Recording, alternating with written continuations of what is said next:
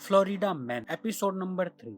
तो शुरुआत होती है जहाँ पर हमें वो ऑफिसर दिखाया जाता है जिसकी गन माइक ने चोरी कर ली थी और अपनी गन पाने के लिए इस ऑफिसर ने एक इलीगल गन खरीद ली जी, एक इलीगल वेपन खरीद लिया था। मगर ओवर स्पीड होने के कारण जब पुलिस ने इसको पकड़ा तो इसके पास इलीगल वेपन प्राप्त होने के कारण इसको जेल भेज दिया गया। मगर उसी टाइम उस जेल के अंदर एक आदमी ब्लास्ट कर देता है जिस कारण से वहाँ से भागने की एक जगह बच जाती है और मौका देखकर वो शेरिफ भी उस जेल से बचकर वहाँ से भाग जाते हैं। दूसरी तरफ यहाँ पर जब डेली को माइक से पता चल गया कि सोना कहाँ पर है, तो अब डेली सनी को ये बात बताती है कि शायद माइक ने वो सोना ढूंढ लिया और वो अब सनी से कोई भी मदद नहीं चाहती। असलियत में डेली यहाँ पर इसलिए आई थी क्योंकि डेली को पता था कि उसके डैड इसी जगह पर रहते हैं और वो उससे भी ज्यादा इन चीजों में तेज है या कह ले कमीने हैं। तो वो जल्दी से सोना निकालने के कारण मदद लेने के लिए माइक के डैड के पास आ गई थी। मगर अब जब डेली को पता चलता है कि माइक ने वो सोना ढूंढ लिया है तो वो उसके डैड की बिना कोई हेल्प लिए वापस आ जाती है। मगर अब माइक के डैड सनी को भी ये बात पता चल गई है कि ये दोनों यहाँ काफी सारा खजाना ढूंढ रहे हैं। मगर अभी भी डेली ने माइक को ये बात नहीं बताई है कि वो उसके डैड के पास जाकर उस सोने के बारे में उनको बता के आ गई है हेल्प लेने के चक्कर में। माइक डेली को ये बात बताता है कि उनको वहाँ से ट्रक निकालने के लिए, जो ट्रक इस समय उस पानी से भरे गड्ढे के अंदर पड़ा हुआ है, उसको वहाँ से निकालने के लिए काफी सारे लोगों की जरूरत पड़ेगी। तो डेली माइक को बताते है कि उसको अपने डैड की हेल्प लेनी चाहिए। अब डैड का नाम सुनते ही माइक डेली को बताता है कि ये गलती वो कभी भी नहीं कर सकता, क्योंकि अगर उसके डैड को इस सोने के बारे में पता चल गया तो उसके डैड अकेले ही वो सारा सोना हड़प लेंगे। मगर माइक को अभी ये बात नहीं पता है कि डेली पहले ही हेल्प लेने के चक्कर में उसके डैड को ये सारी बात बता के आ गई है। इसी के बाद मॉस दोबारा से माइक के पास कॉल करता है और वो उससे पता लगाने की कोशिश करता है कि जहाँ पर डेली की मौत हुई थी उस जगह पर उसको किसी तरह का कंप्यूटर से रिलेटेड कोई आइटम मिली है। असलियत में मॉस भी इनडायरेक्टली माइक से पता लगाना चाहता है कि क्या वो पेन ड्राइव जो डेली वहाँ से लेकर भागी है वो उसके पास है। मगर माइक को वैसी कोई भी चीज नहीं पता होती है तो वो उसे साफ साफ मना कर देता है कि उसको वहाँ पर ऐसी कोई भी चीज नहीं मिली। दूसरी तरफ अब खजाना पता चलने के बाद माइक के डैड सनी भी उसका पीछा करना शुरू कर देते हैं और माइक को भी कुछ ही टाइम बाद ये बात समझ में आ जाती है कि उसके डैड उसका पीछा कर रहे हैं। और जब माइक अपने डैड को उसका पीछा करता पकड़ लेता है तो उसके डैड माइक को साफ साफ बोल देते हैं कि वो भी उसके काम में मदद करेगा। मगर माइक को अपने डैड के ऊपर बिल्कुल भी भरोसा नहीं और वो इस चीज के लिए बिल्कुल भी एग्री नहीं होता है। इसके बाद माइक अपनी सिस्टर पैकी के हस्बैंड से मिलता है जो कि कंस्ट्रक्शन का काम करता है और वो एक इंजीनियर है जिसके पास एक काफी बड़ी टीम है, इसमें कई लोग और एक क्रेन चलाने वाला आदमी भी है जो माइक की वो ट्रक पानी से निकालने में हेल्प कर सकता है। और इसीलिए माइक उस आदमी से मिलता है जो उन लोगों का वो क्रेन चलाता है और माइक सीधा ही उस आदमी को अपने लिए काम करने के लिए बोलता है, जिसमें वो उसको बोलता है कि 1 घंटे के लिए उसको उसके लिए काम करना है, जिसके बदले वो उसको 1 घंटे के $1000 देगा। और अब 1 घंटे के इतने सारे पैसे सुनकर वो क्रेन ड्राइवर भी हाँ कर देता है। मगर उसे भी माइक ये बात नहीं बताता है कि वो काम क्या करने वाले हैं। अगर उस क्रेन ड्राइवर को पता चल गया कि वो लोग काफी बड़ा खजाना पानी से निकालने वाले हैं तो शायद वो क्रेन ड्राइवर की भी नीयत खराब हो जाएगी। अब सारी प्लानिंग होने के बाद उसी रात को जब माइक और डेली अपनी कार से उस जगह पर पहुंचते हैं जहाँ पर वो कार इस समय उस बड़े से होल में पानी के अंदर पड़ी है, तो वहाँ पर वो देखते हैं कि माइक के डैड पहले से ही अपने 2 आदमियों के साथ वहाँ पर खड़े हैं, क्योंकि शायद माइक के डैड को पहले ये पता चल चुका था माइक का पीछा करते हुए कि खजाना यहीं पर है। और अब यहाँ पर ये बात भी क्लियर हो जाती है कि अब कुछ भी हो जाए माइक के डैड इस खजाने का हिस्सा जरूर करेंगे, वरना वो इस चीज को होने भी नहीं देंगे। और अब ये खजाना 2 लोगों की बजाय 5 लोगों में बटेगा, जिसमें माइक के डैड के वो 2 लोग भी हैं जो उसके साथ और जो इस ट्रक को बाहर निकालने में उसकी मदद करेंगे। और इसी के बाद सनी के साथ जो वो 2 लोग होते हैं उन्हीं में से एक आदमी जिसका नाम बज होता है वो सीधा ही उस पानी के गड्ढे में कूद जाता है और वो नीचे जाकर देखता है कि वहाँ पर वो ट्रक है जिस ट्रक को निकालने की ये बात कर रहे हैं। अभी इस बात से 100% क्लियर हो जाता है कि खजाना पानी के अंदर ही है। ये बात क्लियर होने के बाद माइक डेली से ये बात भी क्लियर कर लेता है कि उसके डैड को इस खजाने के बारे में किसी और ने नहीं, डेली नहीं बताया था, जिस कारण से उन दोनों की आपस में थोड़ी सी बहस हो जाती है, क्योंकि माइक ने साफ साफ बोला था कि अगर उसके डैड सनी को ये बात पता चली तो वो इस खजाने को जरूर हड़प लेंगे। और ऐसा ही हुआ। अब वो अपने 2 लोगों के साथ यहाँ पर इस सोने पर अपने हिस्से की डिमांड करने आ गए और अब उनको देने के अलावा उन लोगों के पास और कोई भी चारा नहीं है। अब ये सब मिलकर ये प्लानिंग करना शुरू कर देते हैं कि वो लोग पानी से ये खजाना किस तरह से निकालेंगे, क्योंकि इस जगह की सुरक्षा करने के लिए एक गार्ड है जो हर 15-20 मिनट के अंदर इस जगह का एक चक्कर लगाता है और उन लोगों को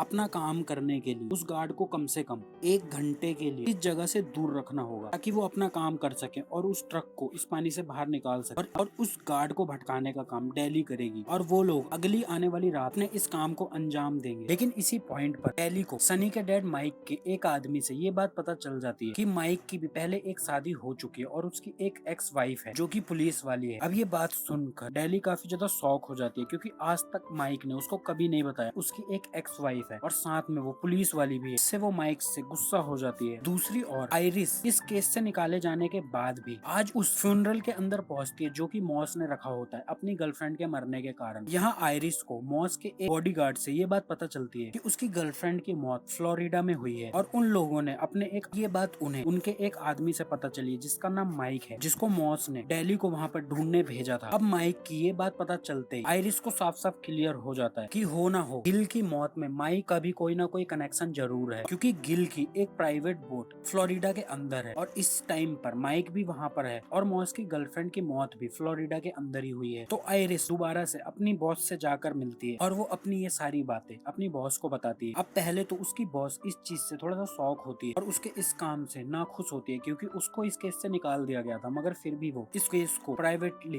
इन्वेस्टिगेट करे जा रही है। बात सुनकर उसकी बॉस को ये भी समझ में आ जाता है कि आयरिस काफी अच्छी तरह से इस गिल के मर्डर के केस को इन्वेस्टिगेट कर रही है। तो अब आयरिस अपनी बॉस से ये परमिशन मांगती है कि वो फ्लोरिडा जाकर और ज्यादा इन्वेस्टिगेशन करना चाहती है जहाँ पर मॉस की गर्लफ्रेंड का मर्डर हुआ और परमिशन मिलने के बाद ही आयरिस सीधे फ्लोरिडा के लिए निकल जाती है। इसी के बाद मॉस से मिलने उसकी सिस्टर भी आती है जो इस समय गवर्नर ऑफिस में काम कर रही है और ये इस समय मॉस की गर्लफ्रेंड के मरने के कारण मॉस से मिलने आई है। मगर इन दोनों की बातों से साफ समझ में आ जाता है कि मॉस की सिस्टर भी मॉस को किसी लायक नहीं समझती और वो भी जानती है मॉस को ये जो भी मिला है वो सब कुछ उसके डैड के कारण मिला। मॉस की भी सबसे बड़ी प्रॉब्लम यही है कि कोई भी उसको इज्जत नहीं देता है। सबको ऐसा ही लगता है कि उसको जो भी मिला है उसके डैड की वजह से मिला है और वो उस सब के बिल्कुल भी लायक नहीं। जिस चीज का फायदा माइक भी इस टाइम उठा रहा है और आज रात होने पर फ्लोरिडा में वो सभी तैयार होकर उस ट्रक को निकालने के लिए चले जाते हैं जहाँ पर डेली उस सिक्योरिटी गार्ड को चकमा देकर अंदर लेकर चली जाती है और वो गार्ड को अंदर ही बातों में फंसाकर अपने साथ बिजी रखती है। और यहाँ बाहर माइक और उसके डैड अंदर चैन लेकर पानी के अंदर कूद जाते हैं ताकि वो चैन को ट्रक पर बांध दे और क्रेन की मदद से वो लोग ट्रक को बाहर निकाल ले। और अपने टाइम के हिसाब से वो क्रेन ड्राइवर भी वहाँ पर पहुंच जाता है। क्रेन ड्राइवर को बस की बेवकूफी की वजह से ये बात पता चल जाती है कि ये लोग यहाँ से खजाना निकालने वाले।